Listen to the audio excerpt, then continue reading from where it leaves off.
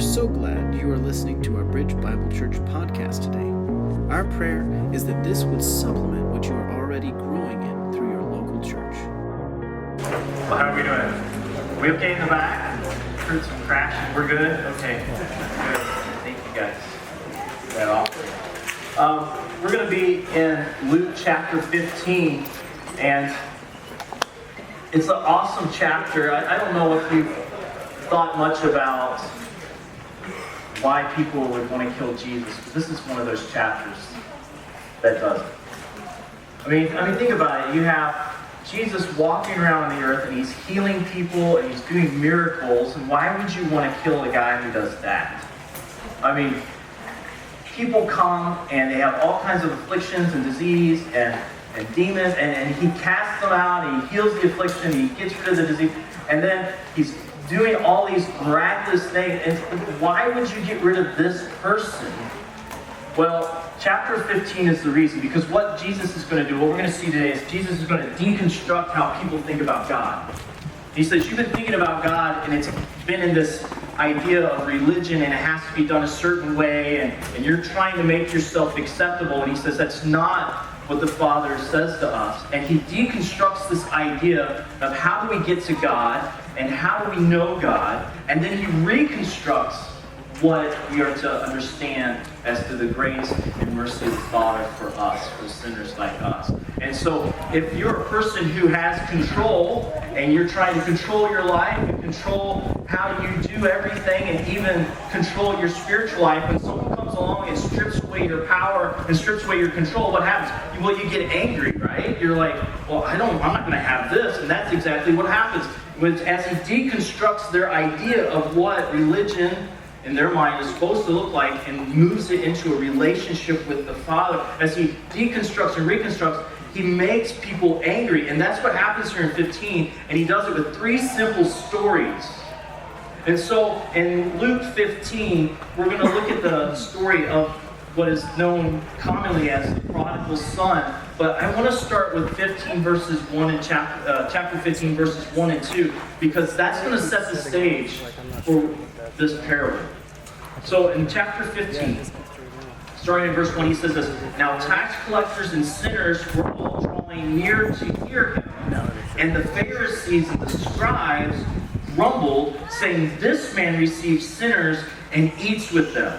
Now, what has been happening up to this point is Jesus was walking around, and he was preaching and teaching, doing miracles, and people were following him, and commonly he would be invited by the rabbis or the religious leaders of those towns that he was going to come eat with them. And he was with the religious leaders for many meals and different times, and so they felt like, well, that's appropriate. You should be with us. We're the religious guys who are doing this. And every once in a while, the sinners would come near, and they're like, Jesus, you shouldn't be around those people. Like, you shouldn't mess with, just stay with us. This is right. Those people don't need to be here. But Jesus allowed them to come. Well, then later, he continues preaching and teaching. And what we see here in chapter 15 is it says, Now tax collectors and sinners are gathering to hear Christ. Now they're coming. All of those that are the outcasts and the pushed out and marginalized, and those that, the rest of society said, these people, they're not going to know God. God doesn't have the same grace for them. Look at how they live. Look at what their life is like. Those people out there, no, those people are not coming, and the Pharisees and Sadducees are just trying to grumble. So to understand tax collectors and sinners, I wanted to just talk a little bit about that so you can understand this context that we're looking at here. So a tax collector, most of us, if we've heard about tax collectors, it's a red Pontiac, whatever you got. Yeah. So if we've heard about tax collectors, most of them, what we understand is they would charge their neighbors and skim off the top. So Rome would have taxes due, and they would pay their taxes to the tax collector, but the tax collector would say, well, you owe $10, I'm going to charge you 20, I'm going to keep 10 for myself. And so, we kind of think of tax collectors as those people that were just robbing their neighbors. But it's so much worse than that. Because think about who they're taking taxes for. They're taking it from Rome. Now, Rome controlled all the way from England, part of England, all the way out to India. That's a huge landmass. How do you keep a population like that under control? Well, you have to have a massive army. And the Romans were brutal in keeping control of their territory. And they would raise up these armies to control their regions. And think about it, it's not like today. If there was an uprising in the backwoods somewhere, like we would have military and people there in no time, in a matter of hours or moments, depending on where it happens, right? But this is Rome. It could be months before they get an army to that region. And so they need a huge army, a strong army. And so they raise up an army, and those armies were just brutal as they kept control of the region. Now, they would go in some towns when they were on the fringes, the armies would go in and they would destroy that town. And so what we would read in the scriptures as pagans, that's really anyone outside of that town, anybody who would come into that town for supplies or for making a living and going to the market, they would come in, and if the Romans had just conquered that area, what they would do is they would kill and pillage and steal, and as people would come into town, there would be rows, sometimes into the number of thousands of people crucified on crosses, going into the town saying, this is under Roman rule, don't oppose us. You come in here, we're in control. And so people would come in and they would see men and women and children crucified on the roadsides going into these towns as Rome got control further and further, showing that, hey, we're in charge. Now, imagine your neighbor just signed up to give that army money from you. That's a tax collector.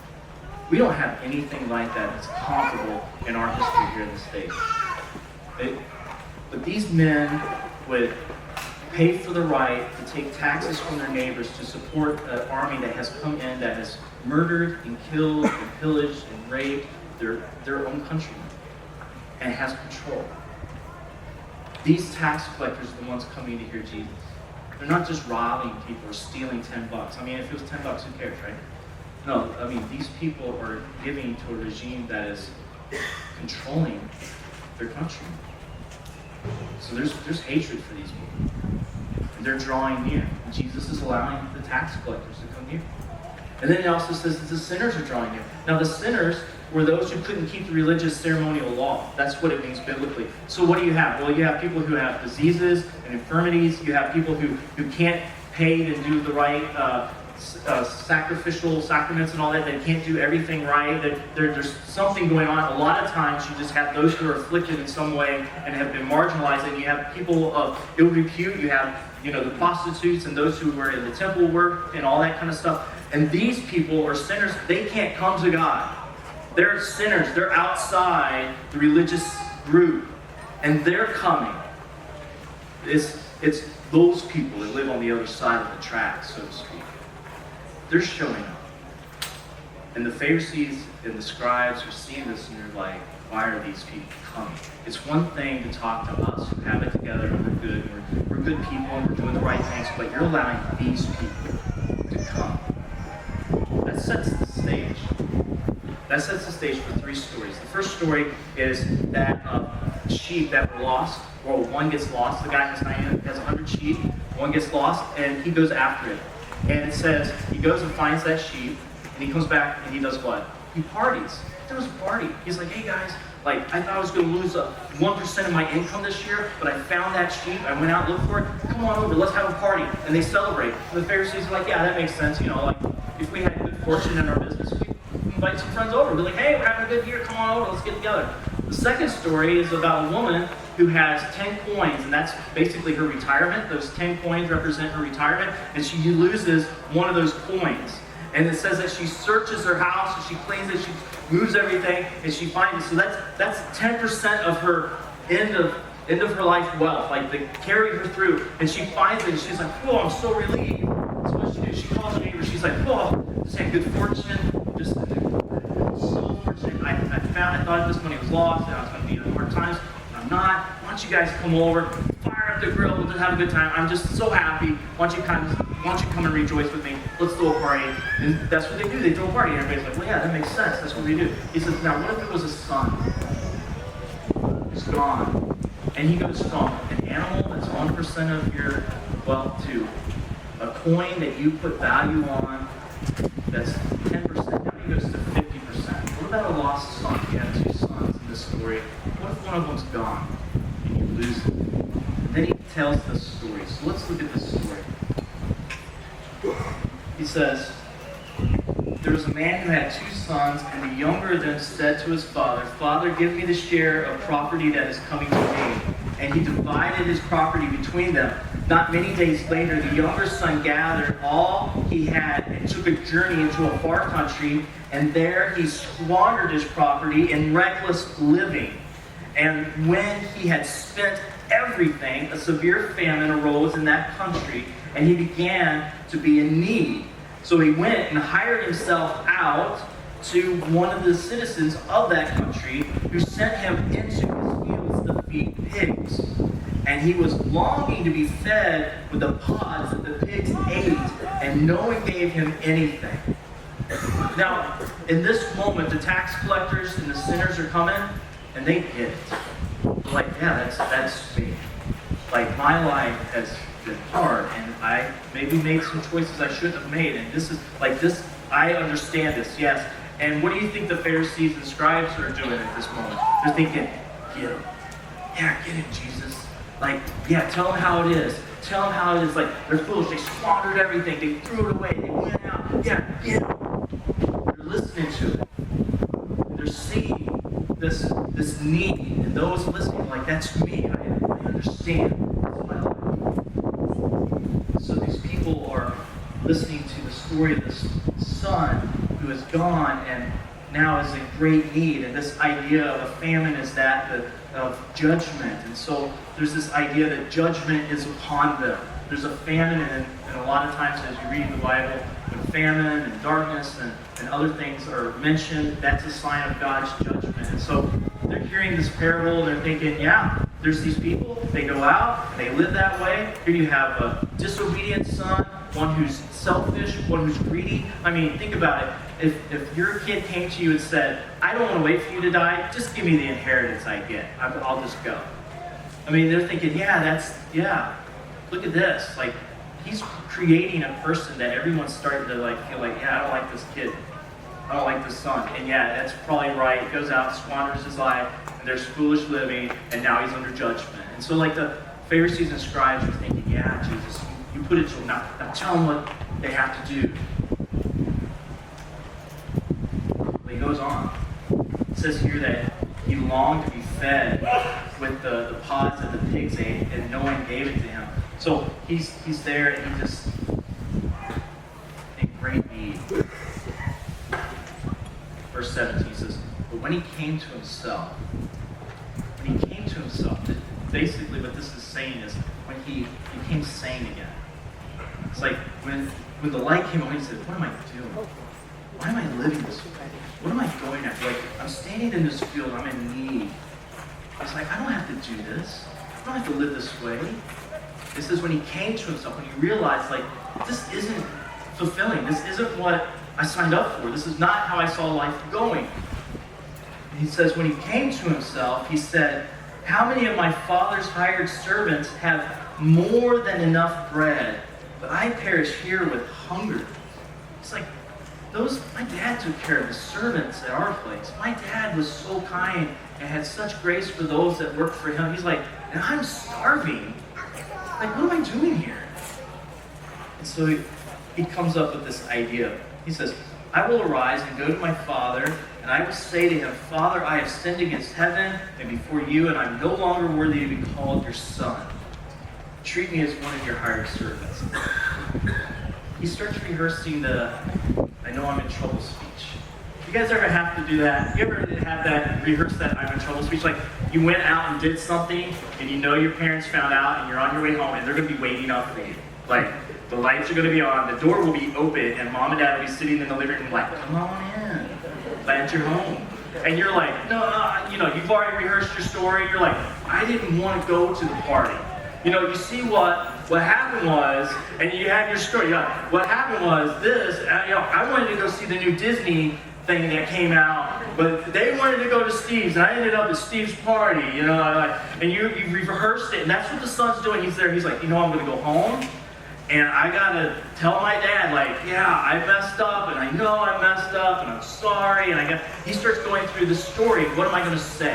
What am I gonna say? And so think about it, at this moment, those people who gather around Jesus, there's the tax collectors and the sinners, and they're gathered, they're hearing this, and they're thinking, yeah, what does repentance look like? What does retribution look like? Like, what do I have to do? Okay, I get it, you're telling a story, I'm this person, I've messed up, my life is hard, I get it, and all this stuff is going on, and I'm broken, and I need to be made right with God, and now you're going to tell me how to do that, right? So what does it look like? What does penance look like? And so they're thinking, what's the story I have to bring to God? What's the action I have to do? What do I have to do to be made right? And so they're listening intently. And it says this in verse 20. And he arose and came to his father. But while he was still a long way off, his father saw him and felt compassion and ran and embraced him and kissed him. And the son said to him, Father, I have sinned against heaven and before you. I'm no longer worthy to be called your son. But the father said to his servants, bring quickly the best robe and put it on him, and put a ring on his hand and shoes on his feet, and bring the fatted calf and kill it, and let us eat and celebrate. Why? For my son who was dead is alive again, he was lost and is found. So he comes, and the father is looking out, he sees his son, he's been waiting to be reunited to his son. And the other two passages, we see God's pursuit of the sinner. We see him go after the sheep. We see him searching the house and looking for that lost coin. And this one, he's watching and waiting. And in the moment that the son comes to his senses, says, I just need to go back to dad. I just need to go home. He is looking for him. And he runs after his son. Now this is supposed to be a dignified man in Israel. Like, he's not supposed to gather up his robe and start running down the road. He's like, well, I'll wait till he gets here. No. He does that. He gathers up his robe, runs down the road. Now think about it. The sons come from a faraway land on a journey, have been in the pigsty. You think this kid smells good? You think he's clean? You think he's like, I'll just stop at the next truck stop, get a quick shower, and I'll pop in and see dad and look clean up. This guy is sweaty and nasty. He stinks. It's just, he's brought life with him. Here's my life, and I'm wearing it. You can see it. It's all over me. My brokenness is here. And the father doesn't care. He runs up. He grabs the son. And as the son starts saying, Dad, here's my rehearsed story. I'm sorry I've sinned against you and heaven. He's like, forget it. He's like, robe, shoes, ring, get the calf. We're going to party. That's the grace of God for the sinner. That's the grace of God for the tax collector. They're hearing this, and all of a sudden Jesus said, it's not this religious thing that you think it is. He says, it's God pursuing you with this great grace and mercy. And as you come to him, he pursues you, throws on a robe, puts a ring on your finger, sandals on your feet, and brings you back into the family, back into the fold. That's the grace you receive. Now the Pharisees and Sadducees are probably pretty steamed right now. They're probably like, what? That is not just or fair or right. How could the father do that? Kill the fatted calf? The kid's been with the pigs? He's unclean. He's unclean! And he's up there and he's kissing! Like, what is that? So the Pharisees are hearing this and they're not happy with the grace that God shows for us sinners. Listen, we all have grace for the sinner, don't we? We hear this story and we think about it, we're like, yeah, grace for the sinner. Like, that's me. I need that grace. I want that grace. But listen to how this story continues. They began to celebrate. They don't wait. Maybe there's a moment or two. Maybe the son gets to the house and he cleans up. But they call everybody together. He gets all his servants together. He calls his friends and neighbors. I mean, think about the other two parables. You call your friends over. You call your neighbors over. You call everybody you know. You're like, hey, we're having a party, guys. Come over. My son who was dead is alive, was lost, he's found. Come, we're going to celebrate. And so everybody's there. Waste no time in getting this going. So in a matter of, let's just say a couple hours, they're gathered together and they're just celebrating. It sounds like pea soup days under the tent. Like you're walking down the street and all of a sudden you just hear the music and you hear people rowdy and laughing and having a great time. And that's exactly what's happening in the house. And it says, and they began to celebrate. And the older son who was in the field, as he came and drew near to the house, he heard the music and the dancing. And he calls one of the servants and asks, what do these things mean? He's like, what is going on? I went out to go work in the field today and I'm coming home and Dad's got this big shindig going on. I was like, did I miss a holiday? Like, what's today? Is like, what's happening? And so he asks the servant, and the servant says this. He says to him, your brother has come and your father has killed a fatted calf because he has received him back safe and sound. He's like, your brother's, and Dad's throwing a party. And he's back and he's safe and he's here. Like, we're all celebrating. And like, I'm glad you're done with work. Come on. Like, the servant's telling me what's happening. And he listened to this. He says, but he was angry and refused to go in. He pouts like a little baby. You ever do that? You ever pout? Like, you see something that's not fair, and you're just like, well, I'm not going to be a part of that. You just like, that's what the brother does. He's like, they're having a party? Well, I'm just going to sit out here, see how they like that. Do you think anybody in the house that's partying cares that the brother's sitting out there? I mean, let's be honest. I mean, they're in there partying, they're dancing, they're having a great time, receiving back the one who was gone, and the other brother hasn't even come in. Only the servant knows that he's there. He's like, well, you just tell Dad, I'm going to sit out here and see if they like that at their party. That's his play. He's going to be angry. Listen to this, though. We do that, don't we? We see people come to God, we see people come to faith, we see grace and mercy extended to them, and their lives are like, why would God give it to that person? Do you know what they've done? Do you know how they've been living? Do you know where they went? We can have that same attitude. We pout. We throw a fit. We like grace for us. We like the fatted calf for us. We like the party for us, but like, for everybody? That's what Jesus is saying. He's like, yeah, it's for everybody. Like, look at this. So the father comes out. Verse 28, it says, but he was angry and refused to go in. His father came out and entreated him. The grace and mercy of God is also for those who are religious. For those who think they have it all together. Who think, I've done everything. I go to Sunday school, I read my Bible, I do the prayer meeting, I've done all the mission things that you're. It's like I've ticked all the religious boxes and I am faithful in that. And so you have to accept me. He says, no, it's a relationship. He's like, son, come in. He entreats, he starts begging him. He's like, come in the house. Come in the house. Let go of this. Let go of this anger. Let go of this sense of you have to do all the right things. Just come into my grace. Come into my mercy. Just come in and celebrate with me. Come into our joy in the house. He's entreating the older brother. He's saying it's not about this system. It's about being in a relationship with me. And it's my grace and my mercy extended. Listen, the son had a great offense. And the father took the offense on himself. He says, I'm taking the offense. I'm bringing the forgiveness. The son's situation does not change when he decides to go home. The son's situation, the first son's situation, changed the moment the father embraced him and brought him in and put a robe on his back and a ring on his finger and sandals on his feet and killed the fat. That changed everything. When the father says, I'll take the offense, now you come in and we'll celebrate. And so he's doing the same thing to the older son. He's like, just let go of this anger and this sense of what you think you have to do. Now come in and rejoice with me. And the brother is like, no. He says, but he answered his father, look, these many years I have served you. I have never disobeyed your command, yet you never gave me a young goat. He goes from the fatted calf to a young goat. You never gave me even a goat. You're out there having filet mignon, and I never even got chicken. He's like, come on. He's just angry about it. He says, you never gave me this that I might celebrate with my friends. But when this son of yours came, he's devoured your property with prostitutes. He says, he took all your stuff, went to a far land, lived recklessly, and he was hanging out with hookers, and he comes home and you throw a party. He's like, I've been here and I did everything right, and look at the grace I got. And he's saying to him this. The father says this. He said to him, son, you were always with me, You're always here.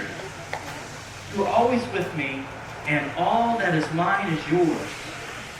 You could have had it. You could have had it any time. You were with me. Like, we could celebrate. We could have had this joy. You could have had your friends.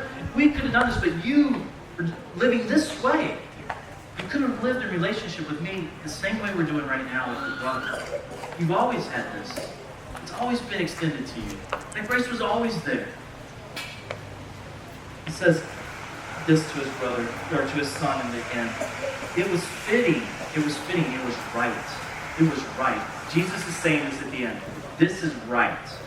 Like, whatever you think about religion and reaching to God, he says, this is right. It is fitting to celebrate and be glad, for this your brother was dead and is alive. He was lost in his faith. He said, that's right. We are celebrating.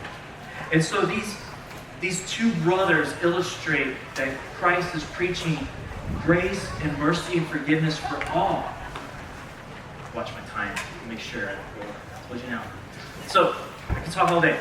But anyway, it's for all. It's for all. So I don't know where you are in your life. I don't know what's happened in your days before you came out here to the Pea Soup day under the tent. Maybe you were thinking, I'll just see what that's about or whatever. Like, you're here and God is extending grace and mercy to you. Maybe you've ticked all the boxes. Maybe you're like, I'm kind of the older brother, man. I've always done those things. And I've always looked at reaching up to God. Like, here's my best. I'm reaching up to reach you. And he said, no, it's not about you coming to me. It's me coming to you. It's me reaching down and extending grace to you and forgiveness to you. And taking the offense on myself. And so we see this story, and God is calling all of us, into his joy, to receive mercy and grace and forgiveness. And that mercy and grace and forgiveness is found in the Son, Christ Jesus, who's telling the parable. Because he's going to go to the cross and take the offense on himself. And then he's going to say, all who come to their senses, I'm going to throw a robe on their back and a ring on their hand and sandals on their feet, and I'm going to cover them in kisses, and I'm going to celebrate. I'm going to celebrate over them. And listen to this. We sang this song about the reckless love and him singing over us. I want to share this with you. Zephaniah, and you might not know where that is. It's in the Old Testament, one of the minor prophets. Zephaniah, chapter 3, verse 17, he says this, the Lord your God is in your midst, a mighty one who will save. He's here. He's in our midst. He's with us. He's always looking for us. He's waiting to receive us and extend grace. And so Zephaniah says this. He says, the Lord is always in our midst. He's mighty. He can save. And he says, he will rejoice over you with gladness, and he will quiet you by his love. I mean, think about it. It's like, but God, you don't know what I've done. You can't forgive me. He's like, no, shh, just be quiet. It's fine. It's fine. I'll forgive. I forgive.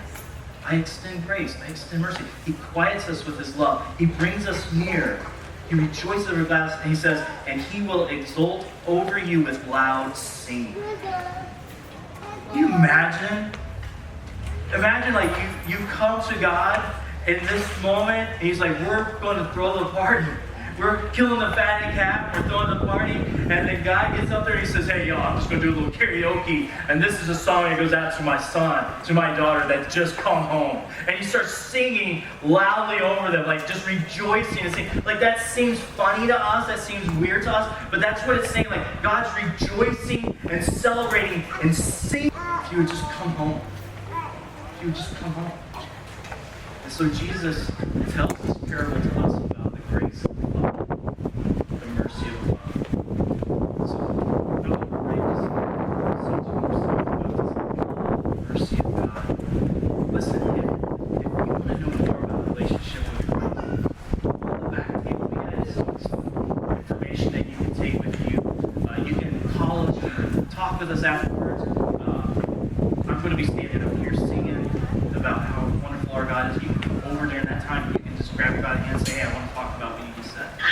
Let's do that. That's great. But listen, we're going to sing about that love. And no matter where you are, He's calling you home. And if you have this relationship with the Father, don't forget, the party's still going on. He's still rejoicing. He's still singing over you. He's so glad to receive you to Himself. If you would just come. Thank you for listening. This concludes this week's sermon. The Bridge Bible Church seeks to lead everyone towards full life development in Jesus Christ. For more information about the Bridge, including other recordings, please visit our website at thebridgewire.com.